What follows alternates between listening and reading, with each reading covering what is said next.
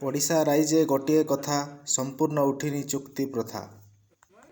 ହେ ମାନ୍ୟବର ମୁଖ୍ୟମନ୍ତ୍ରୀ, ଆମେ ଓଡ଼ିଶାର ସେହି ହତଭାଗା 10,000 କନିଷ୍ଠ ଶିକ୍ଷକ ଯିଏ ଆଜି ବି ଠିକାରେ ଖଟୁଛୁ।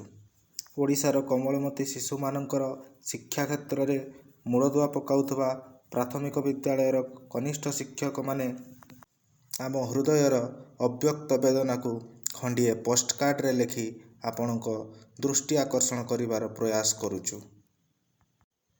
ଡାକଘରର ଅନ୍ଧାରି କୋଣରେ ଆମ ଭଳି ଓଲଟା ହୋଇ ପଡ଼ି ରହିଥିବା ସେହି ଦରଭଙ୍ଗା ଡାକବାକ୍ସଟି ହୁଏତ ଆଜି ଚମକି ଉଠିଥିବ 10,000 ଅବହେଳିତ କନିଷ୍ଠ ଶିକ୍ଷକଙ୍କ ଦୁଃଖଭରା କାହାଣୀରେ ପୂର୍ଣ୍ଣ ପୋଷ୍ଟକାର୍ଡ଼ଟିଏ ପାଇ।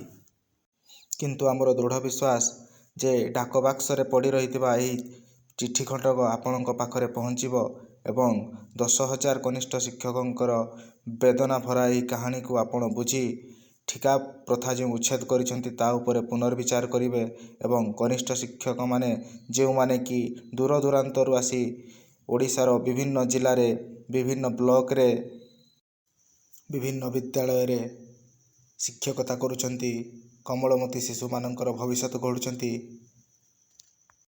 ସେହି ପ୍ରାଥମିକ ବିଦ୍ୟାଳୟର କନିଷ୍ଠ ଶିକ୍ଷକମାନଙ୍କ କଥାକୁ ବିଚାର କରି ଚୁକ୍ତି ପ୍ରଥାରୁ ତାଙ୍କୁ ଉଚ୍ଛେଦ କରିବେ ଏବଂ ସେମାନଙ୍କୁ ନ୍ୟାୟ ପ୍ରଦାନ କରିବେ ବୋଲି ଆମର ଦୃଢ଼ ବିଶ୍ୱାସ ଅଛି।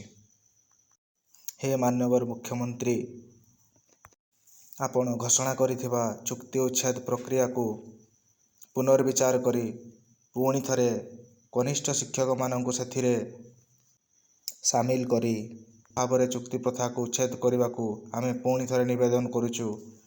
ଏହି ପୋଷ୍ଟକାର୍ଡ଼ରେ ଆମେ ଆମ ହୃଦୟର ବେଦନାକୁ ଲେଖି ଆପଣଙ୍କ ନିକଟକୁ ପଠାଉଛୁ। ସାଦରେ ଗ୍ରହଣ କରିବେ ଏବଂ ଆମକୁ ନ୍ୟାୟ ଦେବେ ବୋଲି ଦୃଢ଼ ବିଶ୍ୱାସ ରଖିଛୁ। ଧନ୍ୟବାଦ।